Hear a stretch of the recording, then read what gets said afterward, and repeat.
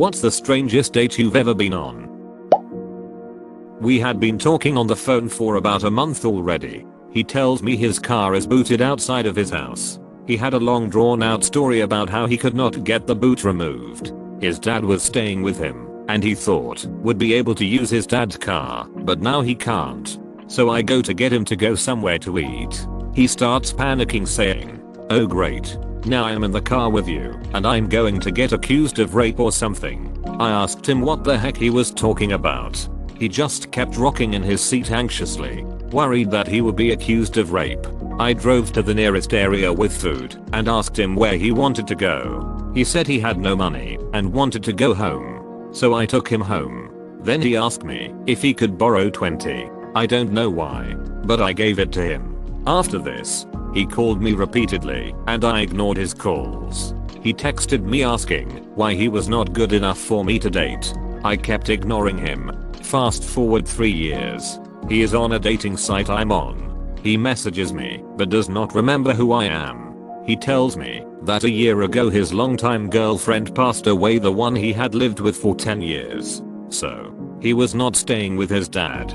And he was freaking out because he lived with his girlfriend when he met me right outside of his house. I called him out on it and he tried to pretend I had the wrong guy, but he had the same name and worked at the same place and looked like the same guy. Very bizarre.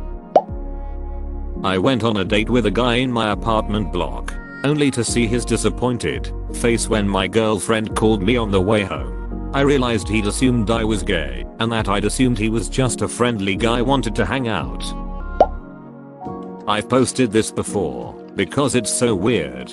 I went for a meal with this girl I met through a dating app and it was going really well. We started talking about movies and then we decided to go to the cinema to go watch Inception. She said there was a cinema nearby, but I didn't know the area at all. So I used the GPS on my phone and she held it and directed me. Once we got there we started walking inside and I realized I didn't have my phone in my pocket. I said I must have left it in the car and started to walk back to get it.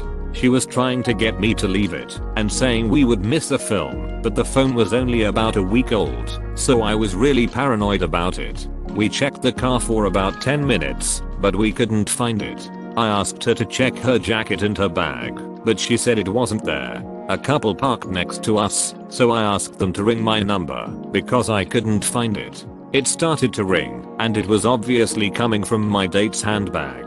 She took it out and said she must have missed it. I thanked the couple and locked my car, and as I turned back around she was walking the other way. I ran to catch up and asked what was going on, but she was very dismissive and was barely talking. That's when I realized it wasn't an accident and just left her to walk home alone. I have a strong suspicion she's A, done this before, and B, would have excused herself during the movie and bolted then. Highest probability of a clean escape. Always check your pockets, kids. The first time I ever used Tinder was also my worst experience with Tinder.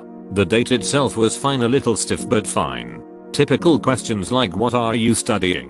Where did you grow up? Etc. We ate dinner and I didn't plan on meeting up with him again. The next day I got a text from him saying, "Hey." I text him back, "Hi." He asks me what's up. I say not a whole lot, what's up with you? End up getting a huge paragraph back talking about his creative process for writing and trying to direct a specific type of porno where women crush rats and tarantulas between their breasts. What the duck? Seems like a casual convo I'd have with any girl. So what's up? So I met this guy when I was in college in DC and he invited me go to on his motorcycle to his family's farm in rural Virginia. I told my best friend and she was appalled he could be an axe murderer. You could come home in a dozen pickle jars. I poo-pooed her and went on the 2-hour ride out to the farm. We get there and take a walk up the mountain behind the farm. He's picking me wildflowers along the way. We are having a grand time watching the wild turkeys. As we are walking down, there's a fence with a tree growing next to it, and I decide to swing myself over the fence like Tarzan. Unfortunately, there was a huge rock at my landing spot, and I took a nasty tumble, spraining my ankle pretty badly. We limped back to the farmhouse, really a 2-room cottage, and got my boot off, and it was immediately obvious I wouldn't be getting it back on. So much for riding home that afternoon. He said, we'll have to spend the night here and wait for the swelling to go down. I'm thinking, pickle jars. He rides to the local Liga to pick up some food, nothing in the house, and comes back with groceries and asks, guess what's for dinner? Chicken Kiev. I answered. It was the most unlikely thing I could think of at the time. His face fell.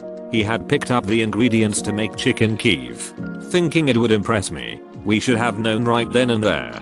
We've now been married 31 years and have 2 kids. Internet date at a bar, first time meeting the guy. He tells me over a bowl of eggplant chips that he's so good in bed that the last woman he boned spontaneously lactated from the mind-blowing pleasure of it all. Got asked out by a girl I knew and was sort of interested in, but didn't really know all that well. We went to an open-air jazz concert. Not really my thing, but sure. Once there, she immediately was all over me, hugging, sitting on my lap, etc. Things were going great, so I thought it was at that point when things started getting weird. Several band members were giving us strange looks from stage while playing their jazz music. One piano player was mouthing things in our direction, but I couldn't make out what he wanted.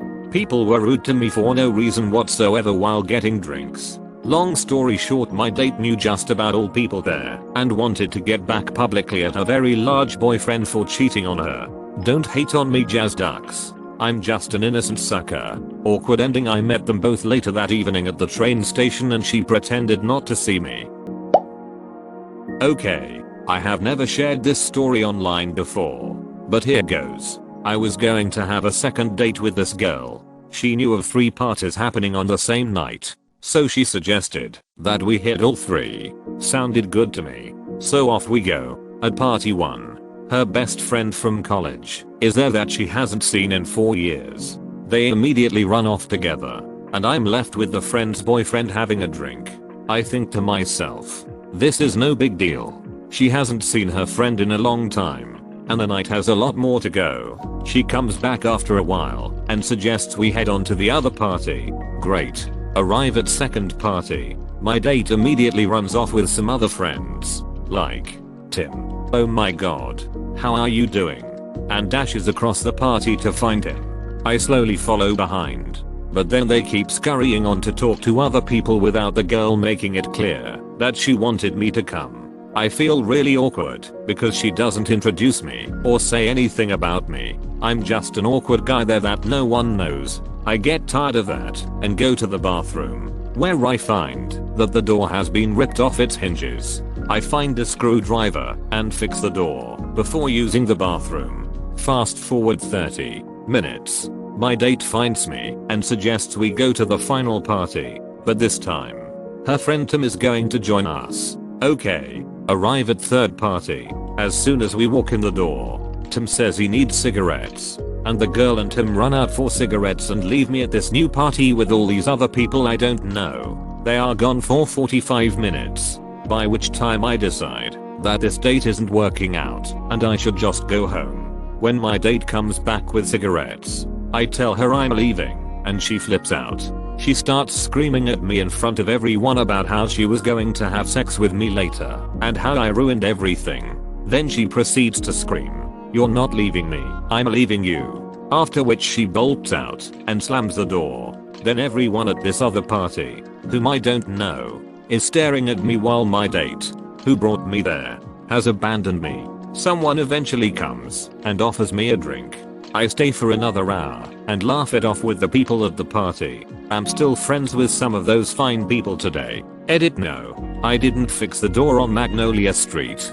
Edit: so there are lots of ways to fix a door that comes off its hinges with just a screwdriver, assuming the screws are still there. Also, I had a toolbox under the sink, so there was more than just a screwdriver. A few people noticed that I was doing it and thought that I lived in that apartment. Eventually the apartment's resident, a nice girl as I recall, came to check on me and was appreciative that I was fixing it. Never saw her again, though. I met a guy from a Cupid. The first time we met up in a public place and just had a casual chat. It wasn't a horrible date, but it wasn't very memorable either. I decided to give him another try because it could have just been nerves. The second date he invited me over to his place. I knew he lived with his parents, but I kind of assumed they'd be away. They weren't away. They kept coming into the lunchroom and giving us iced tea and chips whilst he played Sparks in his track pants no shirt, and I sat there awkwardly watching. He didn't really speak much to me. It was 11 PM, and he was in his 30s. Too long didn't read. His dad brought us drinks and snacks while I watched him play games without him really speaking to me. He was 34. Met a guy online of course, and after talking for a couple weeks we decide to go out. I meet him at his house because supposedly his car broke down that morning. This guy is dressed like an extra greasy version of the Fonz. I try to look past this, but secretly I'm devising ways I can destroy his leather jacket and dispose of his pomade. His house was also filthy. If you know someone is coming to your house for the first time, maybe consider wiping down the counters and chucking the old pizza boxes. While eating dinner he never once asks me anything about myself.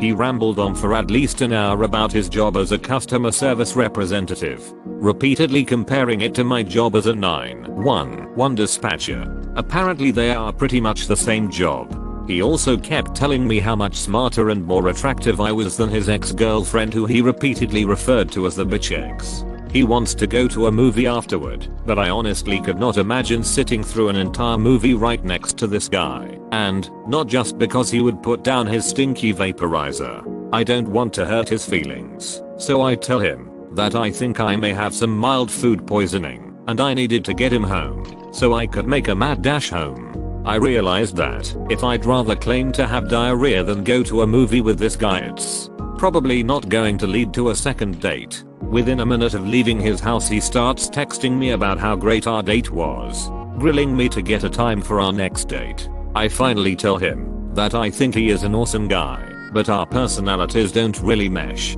He loses it and starts telling me that he'd never duck a fat, ugly bitch like me, and I should be grateful that he lowered himself enough to go out with me in the first place. Oh, and he hopes I die. I no longer felt bad about not wanting to go on a second date. I haven't been on a date since then.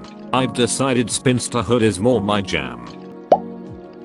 Met a girl online, talked it up, and while she seemed a bit immature, thought heck, why not? She casually mentioned she really liked pigs. What she meant to say was she was obsessed with pigs. Obsessed. Go to one of the best restaurants in the area for a first date? Bad idea. Sometimes pictures are from someone 10 years prior, or the person hides things, etc. But that wasn't the problem. She looked just like her pictures, but I didn't even have to have seen her first, because everything else gave it away. She came in a giant shirt that had a sparkly pink pig on it, earrings, pig earrings, bracelets, yep, pig bracelets. I swear her dad might have been Homer Simpson. She had this headband on with a little pig on it. Her shoes, yep, pigs on the front of the toes. But best of all, she had a giant, or at least it seemed giant, pink purse with the face of a pig on it. You could not stop seeing it once you did.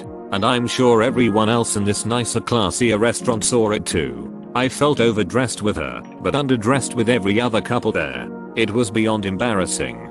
For some reason which I have to convince myself was politeness, not stupidity. We still had dinner, but Reddit. It was the fastest damn dinner I've ever had at a sit-down place. I practically blurted out something about how, oh, you really do like pigs, which she started giggling, oinking, and going on about how everything she has is pig themed. Then she wouldn't stop, and it became the dominant part of the conversation. There were a dozen other things that made it a train wreck, but these were the clinchers to a solid 0-5 date. I remember afterwards consoling with a friend of a friend, because I had to tell someone, and then I promptly buried this as my worst date. Too long didn't read. Girl was obsessed with pigs, but ironically no porking at end.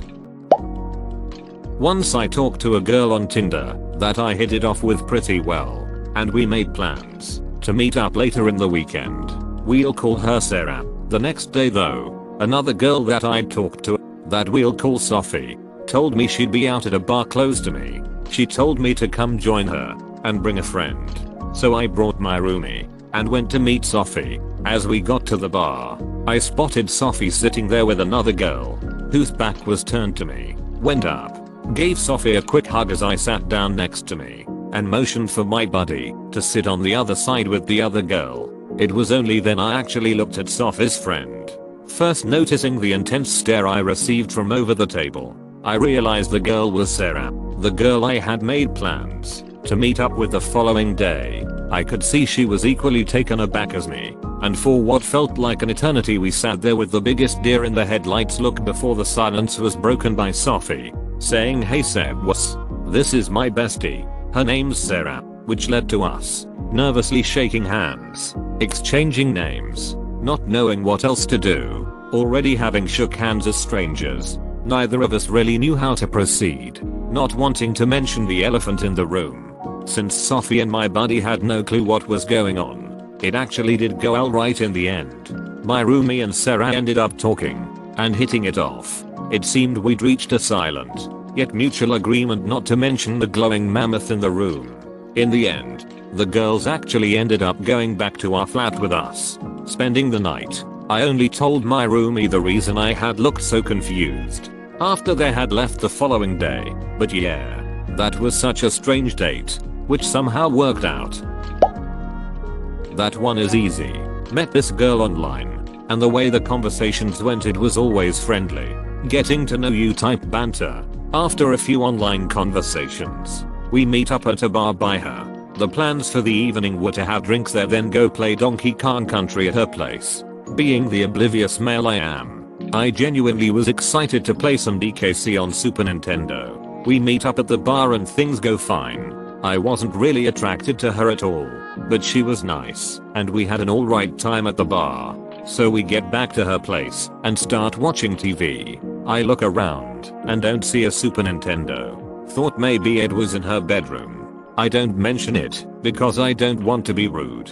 She makes some drinks. We're watching Drunk History when all of a sudden she looks at me with murder in her eyes. "Are we going to stop playing games?" I look at her, smiling, trying to play it off. "Do you mean Donkey Kong Country?" She really didn't appreciate that. She scoffs and then proceeds to chide me about how guys are always wanting to play games and want sex. I told her the only game I was wanting to play was DKC. This is when it got weird. She gets up off the couch, calmly, walks to the kitchen and pulls a butcher knife out of somewhere. She just stands in the kitchen, still with the look of murder in her eyes, and stares me down. She doesn't move at all, just staring with the butcher knife at her side. I look back for what feels like a few minutes, and then I jump up and dash for the front door. I didn't even bother closing the door. Behind me I hear the door slam hard, and she's shouting at the top of her lungs, "Duck-eyed asshole, playing games, duck you." So a night of what I was hoping to be relaxing, friendly conversation, and Donkey Kong Country turned into my maybe I could have been murdered dating story. Too long didn't read met friendly girl online for drinks and hopefully Donkey Kong Country on SNES. Felt like I was going to be murdered by the end of it. Edit. So a lot of people have been asking what she could have wanted.